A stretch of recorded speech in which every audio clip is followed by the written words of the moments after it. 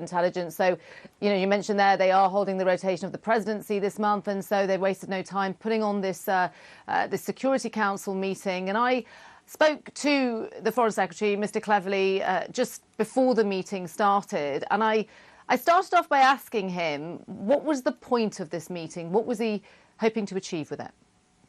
Well, AI is having and will have an amplifying effect, an accelerating effect on all the things that we currently use technology for.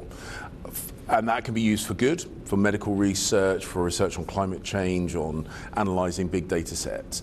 But there are also potential malign uses of AI. So what we are saying today at the UN Security Council is that we need to work internationally to understand the risks, to look to mitigate those risks, and also to put some structures and regulations in place.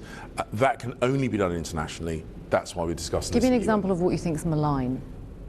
Well, the use of AI, for example, to develop weapons, and just as AI can be used to develop drugs that could perhaps solve some of the disease challenges of the world, it could potentially be used to create bioweapons.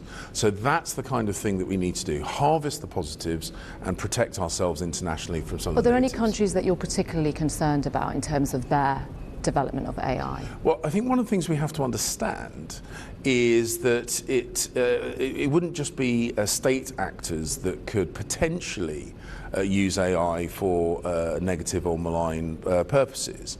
So it is about thinking about how we develop it, what we release publicly, what is more tightly held. Now, I don't pretend to have all the answers, no one does. But working together, we can analyse some of the challenges and look carefully at what we do, as I say, to protect ourselves internationally, whilst also harvesting the you've got benefits. countries like China, haven't you, that are behind the US and ahead of the UK. Does that concern you? Well, we have one of the people that we brief in the UN Security Council today is a Chinese technologist. We also have a British technologist there. It is in everybody's interest, every nation and every person's interest to get this right. And better that we get it right together than in silos or isolated from each other. That's why the UN Security Council, I think, is a really good starting point. The UK is hosting an AI safety summit later on this year, and we will play our part working with the international community to harvest the benefits whilst protecting ourselves